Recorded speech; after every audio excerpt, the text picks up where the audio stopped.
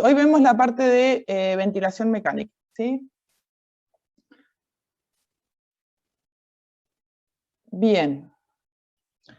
Vieron que nosotros siempre en esta materia estamos hablando del tema del confort, de que nosotros estamos viendo todos los sistemas, digamos, de calefacción, aire, acondicionamiento del aire, etcétera, para poder brindar confort a los ambientes, ¿sí? Siempre lo que estamos buscando es buscar un cierto confort y dentro de ese confort tener ciertos requisitos de eficiencia, de economizar energía, etcétera, etcétera, ¿sí? Dimensionar equipos. Esto no pasa a ser otro tema más de lo que hablamos de el confort de los ambientes. Entonces, cuando hablamos de ventilación mecánica, estamos hablando de poder ventilar los ambientes porque tenemos un problema. Ese problema es que el aire interior de los locales, ¿sí?, se puede tornar desagradable por varios motivos, ¿sí?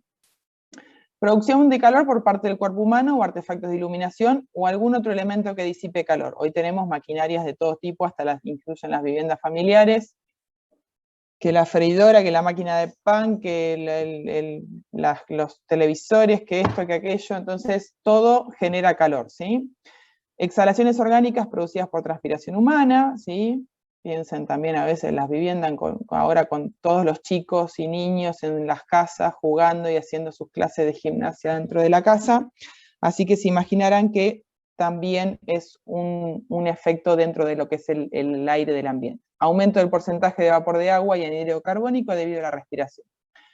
También hay producción de cuerpos extraños en suspensión por tratamientos industriales y emanación de gases provenientes de procesos químicos y humos.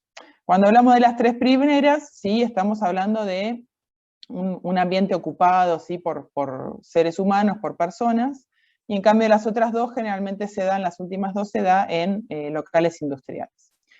Debido a todos estos elementos que afectan ese aire interior y lo contaminan, nosotros debemos hacer renovaciones de ese aire interior para poder mantener el confort y que ese aire no quede enviciado, ¿sí? Acá tenemos el tema de lo que hablamos respecto de síntomas de contaminación del aire interior, ¿sí? Y cómo va desde una desmejora leve al principio, como asmas, alergias y problemas respiratorios, hasta problemas graves como fatiga, mareos, depresión, e incluso lo hemos visto también asociado al tema de gas, ¿sí? Cuando puede haber algún tipo de pérdida de anhídrido carbónico, etcétera, que puede incluso llegar a tener consecuencias fatales. Con lo cual, el tema de la renovación de aire dentro de los ambientes es muy importante para considerar, ¿sí? También habíamos hablado en algún momento del tema de el síndrome del edificio enfermo, ¿sí? Cuando teníamos esta situación de que las personas adentro tenían ciertas condiciones, como irritación, congestión, etcétera, que implicaba que por ahí el aire interior estaba viciado, ¿sí? Acá habla un poco, estudios demuestran que las personas pasan más del 90% de su tiempo en interiores, ¿sí? Ahora no, porque estamos, o sea, en realidad ahora más que nunca, pero por ese motivo estamos todos desesperados por salir porque nos encierran, pero en realidad, si no en situaciones normales, en general se tiende a pasar mucho tiempo en interior, ¿sí? Así que es importante que la calidad del aire sea adecuada. Bien, cuando hablamos de sistemas de ventilación mecánica lo podemos dividir en tres tipos: los de extracción, los de impulsión y mixtos de inyección y extracción, ¿sí?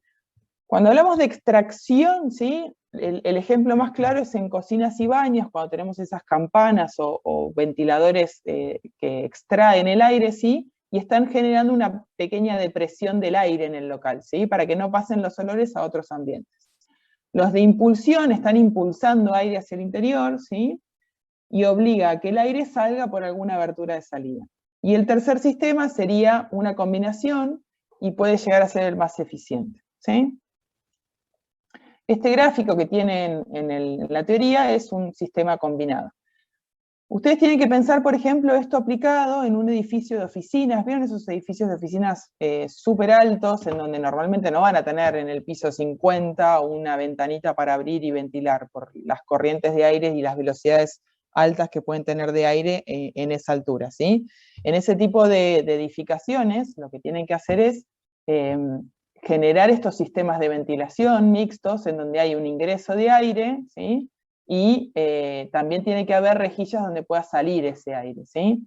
Entonces los componentes son, imagínense un avión, si ustedes cuando viajan en avión, ese avión no está con alguna ventanita expuesta hacia el exterior, pero ustedes tienen aire limpio constantemente. Bueno, también tienen un sistema de aire donde ingresa aire limpio y se saca el aire viciado. Entonces tenemos las componentes, la entrada de aire nuevo, con alguna persiana regulable, obviamente que va a tener algún sistema de filtros, en función de la ubicación y la calidad de aire interior que se requiera, serán los distintos tipos de filtro, el motor con el ventilador que va a impulsar el aire hacia las distintas cañerías, ¿sí? Y luego vamos a tener ciertas rejillas y conductos donde va a tener un ventilador que va a tomar el aire y largarlo hacia el exterior, otra vez con una persiana regular. Bien, cuando hablamos de filtros, ¿sí? La velocidad del aire a través del filtro no debe exceder una cierta velocidad, estos 100 metros por minuto. Ya lo hemos visto en los sistemas de aire, en donde la toma de aire exterior tenemos que tratar de que no esté en una ubicación donde puedan ingresar bichos, elementos, ratas, o que esté muy cerca del suelo, o que esté muy cerca de una zona donde le puede entrar demasiada suciedad, ¿sí? Es importante ver dónde la ubicamos, pero independientemente de eso, igual es necesario aplicar los distintos filtros. Hoy día hay muchos filtros, hoy también con el tema del virus, etcétera, está muy necesario el tema de los distintos tipos de filtros y qué función va a tener cada uno de ellos. Acá hay un ejemplo que también lo tiene en la teoría, donde van a haber distintas tipologías de filtros que se pueden poner combinados según lo que se requiere, ¿sí? Obviamente que todo este tema de filtros también requiere un mantenimiento en el tiempo. Los filtros no son eternos, ¿sí? Una vez por año, incluso ustedes cuando hablan del tema de los filtros de los aire acondicionado tipo split que tienen en las viviendas, también se debe mantener ese filtro para que funcione adecuadamente, ¿sí? Puede haber para polvo, para bacterias, para partículas, ionizador, para estática, ¿sí? Distintos elementos. Bien, después tenemos el tema de los ventiladores, que lo dividimos en dos tipos de ventiladores, los centrífugos y los axiales. Este de la izquierda sería el centrífugo, ¿sí? El aire circula a través del rotor, que está dentro de un envolvente, circula radialmente, ¿sí? Y luego tenemos los axiales, que también se llaman helicoidales, que es este de la derecha, y el aire circula radialmente a través del rotor, ¿sí? El centrífugo, ¿sí? Puede ser de simple o de doble entrada, y se ubica normalmente en la cabina acondicionadora, ¿sí? ¿Recuerdan este gráfico que vimos acá? Bueno, acá abajo es la cabina acondicionadora y normalmente el centrífugo es el que está ubicado en esta zona de acá, ¿sí? Y luego tenemos el axial, ¿sí? Que se ubica normalmente en el recinto, ¿está? Es el que vamos a ubicar en los distintos ambientes, acá, en estos lugares de acá, ¿sí? Los axiales mueven gran cantidad de caudal a bajas presiones, ¿sí? Si la presión es alta, son muy ruidosos y de bajo rendimiento. Y existen reversibles, o sea que pueden usarse como extractores o como impulsores e indistintamente, cambiando la modificación de la rotación, ¿sí? Para ver qué tipo de ventilador vamos a necesitar, se debe especificar el caudal y la contrapresión que tiene que liberar, digamos, ese ventilador, que tiene que contrarrestar ese ventilador. Estas imágenes son como para que tengan, fundamentalmente como para que tengan ideas de las dimensiones. Por ejemplo, esto de acá arriba queda claro que es para un edificio. Fíjense estos edificios en donde todas las ventanas son selladas, donde no hay ventilación en altura, ¿sí? Se requiere renovar ese aire interior. Entonces tenemos este tipo de ventiladores, y para que tengan una idea de las dimensiones que requieren, por ejemplo, para un edificio. Y los conductos, que son similares pero a mayor escala a los conductos que ustedes estuvieron calculando en el trabajo práctico, ¿sí? Fíjense que se ven las curvas y las vinculaciones entre los tramos rectos y curvos. ¿Cómo calculamos esa ventilación mínima? Bueno, una variante para calcular qué ventilación mínima requiere es considerar, ¿sí? Las normas de seguridad y higiene del trabajo y considerar la cantidad de personas y el tipo de actividad que vamos a realizar. si es una actividad sedentaria o una actividad moderada, ¿sí? Y los metros cúbicos por persona del local, ¿sí? En función de este valor, yo obtengo el caudal necesario. Hay un pequeño ejemplo, que también está en la teoría. Si yo necesito determinar la ventilación mínima para una oficina, digo, bueno, la oficina tiene 60 metros cúbicos, y yo sé que en esa oficina trabajan 10 personas. Bien, entonces, ¿cuáles son los metros cúbicos por persona? Bueno, 60 dividido 10, yo sé que tengo 6 metros cúbicos por persona, ¿sí? Si yo digo que la actividad es sedentaria, ¿sí?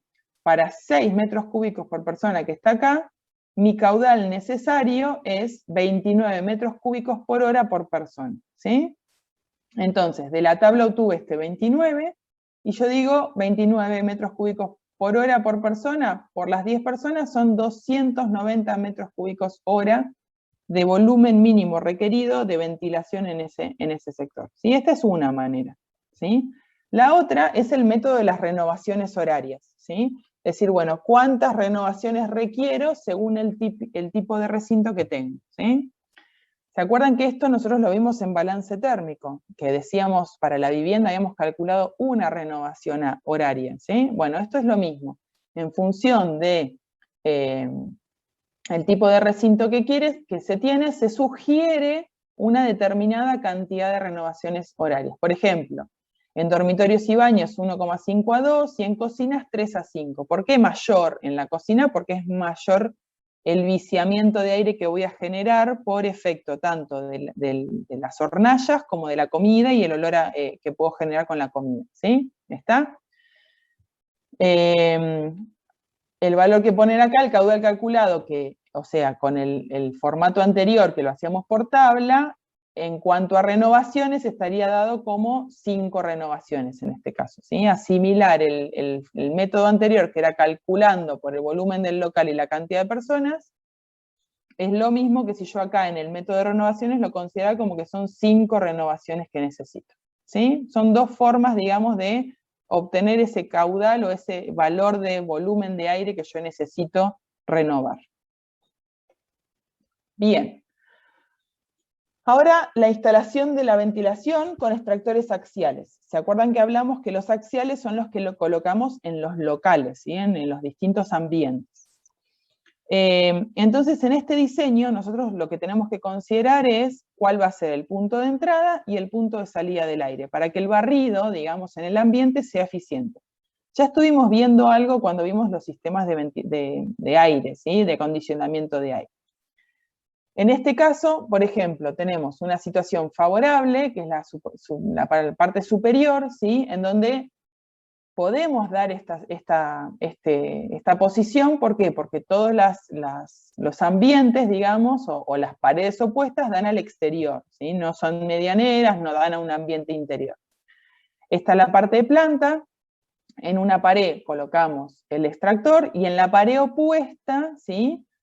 Ubicamos, digamos, la entrada de aire o abertura, ¿sí? Especificado en corte, fíjense que aparte tiene que haber una diferencia de altura. Entonces, que la entrada de aire esté por debajo del nivel o del centro, digamos, del plano medio del ambiente, y el extractor esté en la parte superior, para que el aire barra bien todo el ambiente. Si nosotros no tenemos esta posición, o sea, no tenemos la posibilidad de poner el ingreso de aire en la pared opuesta, ¿qué va a pasar? Va a haber lo que se llama como un cortocircuito. Lo que hablamos con cortocircuito es que no hay un buen barrido de ese aire, y ese aire como que no se genera un buen movimiento de aire en este sector, ¿sí? Entonces, esto no sería la manera adecuada en este caso para lo que estamos hablando ahora, que es ventilación, ¿sí? Si nosotros estamos en la situación B, tenemos como solución estas de acá abajo. El A nuevamente es repetir lo mismo que hablamos recién, que es en paredes opuestas, o sea, acá siempre mirándolo en planta, ¿sí? En estos gráficos de la izquierda. Donde si las dos paredes podemos colocar aberturas porque dan al exterior, entonces la ubicación correcta será que la entrada del aire esté opuesta a la zona donde están ubicados los extractores. La versión B es la corrección de esta situación. Si no podemos poner en la pared opuesta, ¿sí? En paredes opuestas, el extractor con la entrada de aire, bueno, lo correcto sería colocar un conducto de extracción, ¿sí? Un conducto de extracción en la pared opuesta, porque esta pared no da al exterior, entonces yo lo que hago es, opuesto a la entrada del aire, coloco el conducto de extracción y ese conducto sí lo voy llevando por ahí hacia arriba o hacia el exterior de alguna manera, ¿sí? En este caso lo hace hacia el lateral, porque la pared opuesta puede ser que dé a un interior o a una medianera. La planta siguiente, ¿sí? Lo que especifica, la planta siguiente lo que especifica es, si estas dos paredes, ¿sí? Tienen una distancia muy grande, o sea, la distancia entre ambas es bastante excesiva, ¿sí? Una variante es decir, bueno, yo este conducto de ventilación lo pongo al centro para cortar la distancia y que se genere mejor este movimiento de aire entre la entrada y el punto de extracción, ¿sí? De esta manera, si las paredes opuestas son muy extensas, muy separadas, yo pongo este conducto en el medio. Esta opción de acá es si yo, por ejemplo, arriba tengo otra planta y no puedo colocar algo en la parte superior, ¿sí? Que es el caso que tenemos acá arriba a la derecha. Si yo tengo las paredes opuestas muy separadas, por ejemplo, pero en la planta alta no tengo más nada, y bueno, puedo poner el extractor en la parte central, en la parte del techo, ¿sí? De esta manera tiene un buen barrido hacia la parte superior, ¿sí? Cuando hablamos, por ejemplo, de salidas de aire caliente, que dentro del ambiente, en zonas de calor, digamos, ese calor sube, entonces la ubicación correcta de ese extractor, en lugar de colocarlo en paredes opuestas, ¿sí?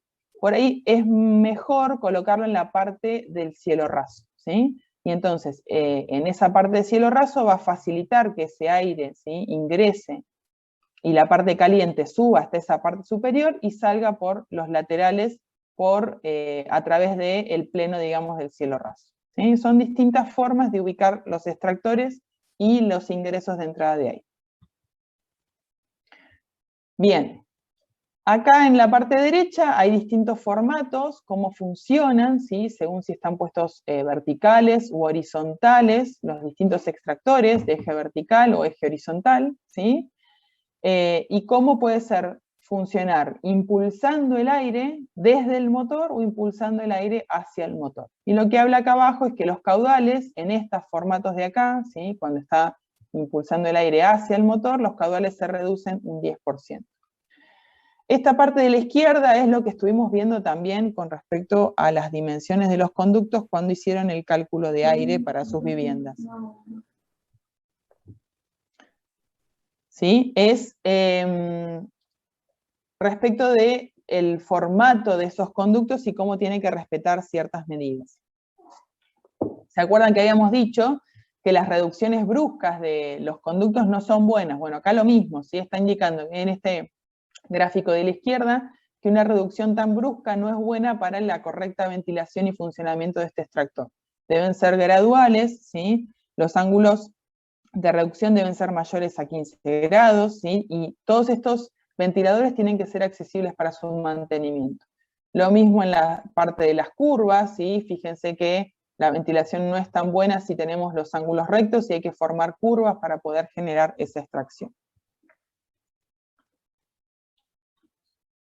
Si el extractor está dentro de los conductos, tenemos que seguir también lo mismo, considerar estas piezas reductoras, ¿sí? De una parte cuadrada a una circular, ¿sí? Que también sean graduales, ¿sí? Teniendo en cuenta el tema de los 15 grados que hablamos recién y que no sean reducciones bruscas. Bien, la entrada del aire.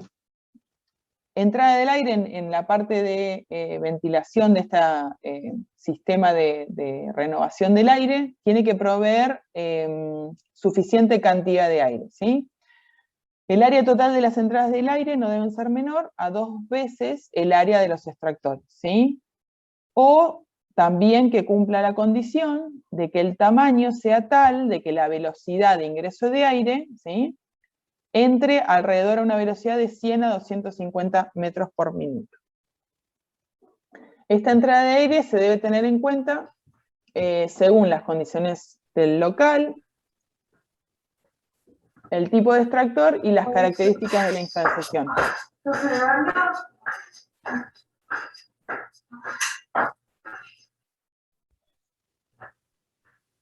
Melissa Schapper. ¿Me escuchás, Melissa?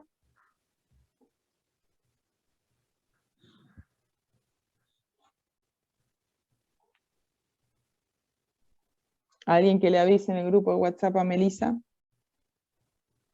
Creo que la puedes silenciar vos igual. Sí, porque tengo el host, pero ya se puso 2 veces. Que preste un poquito más de atención y si dejó la vinculación, si no la saco del grupo.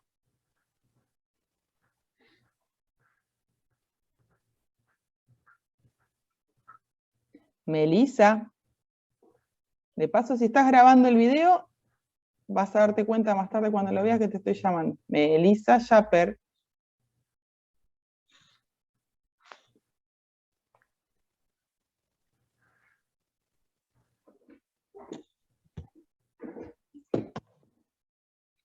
Bien.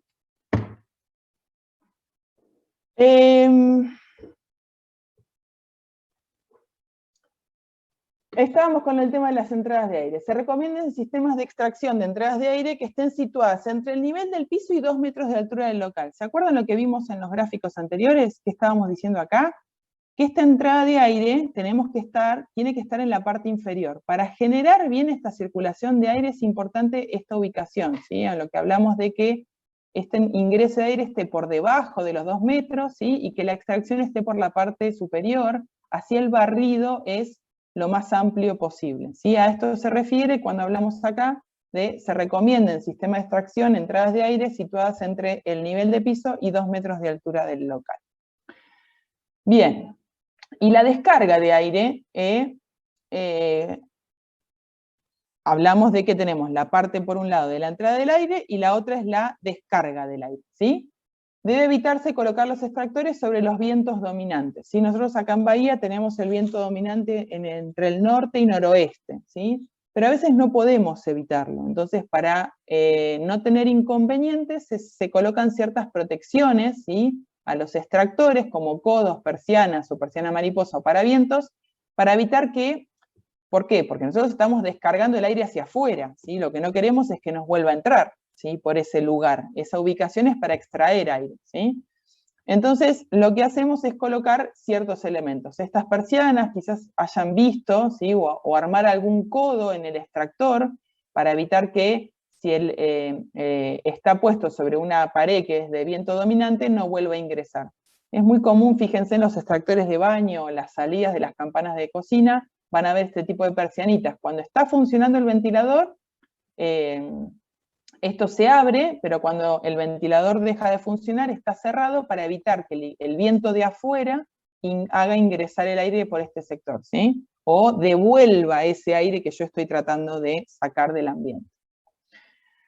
Bien, y como ejemplos de extractores, ¿sí? Tenemos la campana para el caso de las cocinas, ¿sí? Sencilla con purificador, ¿sí? Que lo que queremos es captar humos, vapores, emanaciones y algunas veces polvo. El caudal surge de considerar la sección con velocidad que varía de 0,25 a 1 metro por segundo, ¿sí?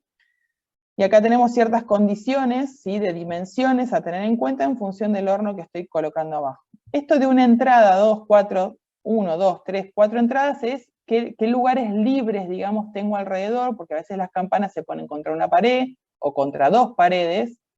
Obviamente que ni la 1 ni la 2 es la más conveniente, ¿sí? Recuerden que las cocinas es preferible no ponerlas, por una cuestión de ergonomía y de comodidad dentro de los ambientes, no ponerlas contra una pared, ¿sí? Pero lo van a ver en algunos departamentos muy minúsculos que hacen esto de poner la cocina contra la pared. Siempre es conveniente que tengamos un poco de liberación. Y a veces en las islas centrales, si tenemos los anafes o las cocinas en una isla central, vamos a tener separado por todos lados ese extractor.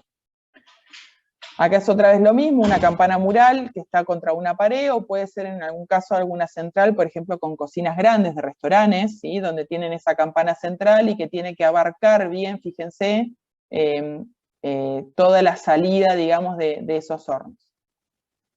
Van a ver igual que las campanas comerciales hoy día tienen también en las especificaciones técnicas la altura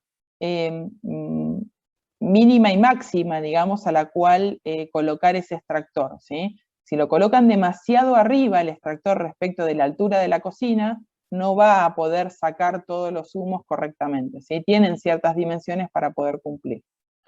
Acá ven las distintas campanas comerciales, donde ustedes tienen después la salida acá arriba, ¿sí?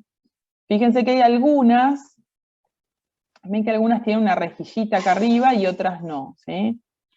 Tiene que ver un poco con esto, que a veces si no tiene si no hay una ventilación dentro del ambiente, a veces la campana misma, ¿sí? Tiene como un ciclo cerrado, ¿sí? Donde entra el aire por arriba, ¿sí? Y va saliendo también y lo va extrayendo, digamos, por la parte inferior. De este tipo de campanas hay con la forma diagonal acá en la parte superior, hay chatas, va a depender también para el tipo de horno. Vieron que ahora es muy común en las viviendas tener hornos, los que llaman hornos semi-industriales, ¿sí? Donde tienen más de 6 o 8 hornallas, y entonces las campanas van a tener que ser acorde. Esto tiene que estar previsto, ustedes tienen que prever en sus cocinas qué tipo de campana van a requerir según el diseño de esa cocina, dónde van a colocar esa ventilación en función de la campana, para lo cual también tienen que ver los requisitos técnicos de la campana, donde van a ver distancias máximas para que esa extracción funcione adecuadamente, ¿sí?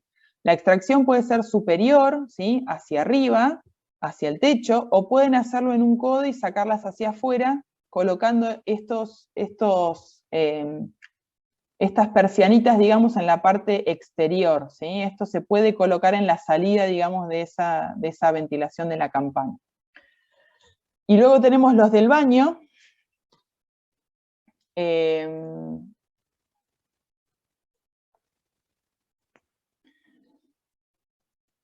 Y luego tenemos los del baño, ¿sí? Que nuevamente podemos colocarlos, digamos, en la pared o en la parte superior, ¿sí? En los distintos lugares. En función de dónde lo coloquen, ¿sí?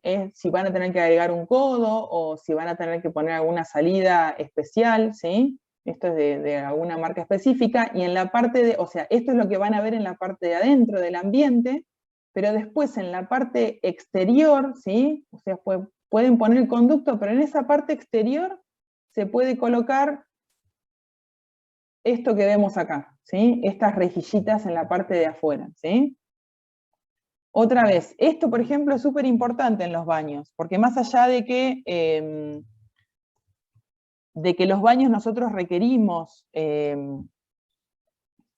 ventilación mínima, ¿sí? También es fundamental poder poner este tipo de extractores, ¿sí? Fíjense a veces que nosotros cuando hacíamos en instalaciones 1, en la parte de ventilaciones, a veces poníamos un conducto que estaba constantemente ventilado, pero también es fundamental esto para el buen mantenimiento de los baños y evitar la humedad excesiva. ¿Qué pasa? Nosotros a veces en pleno verano sí vamos a abrir la ventana, esa ventilación mínima que nos exige el código de edificación como para ventilar, porque en verano no nos molesta, lo sumo entrará un poco de calor, pero no nos molesta. Ahora en pleno invierno, la gente es más reticente, o sea, no le gusta tanto tener que andar abriendo la ventana en pleno invierno para ventilar el baño. Entonces, esto es un formato importante a considerar y ustedes lo tienen que ofrecer, digamos, en sus proyectos, para poder tener después una buena vida útil de ese baño y de ese ambiente interior.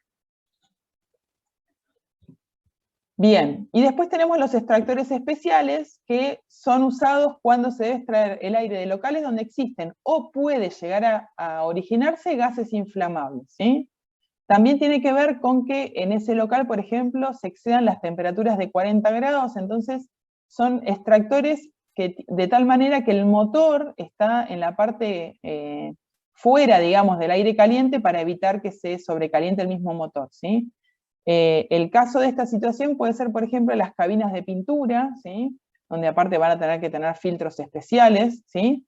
Pero en estos lugares es importante tener extractores especiales, ¿sí?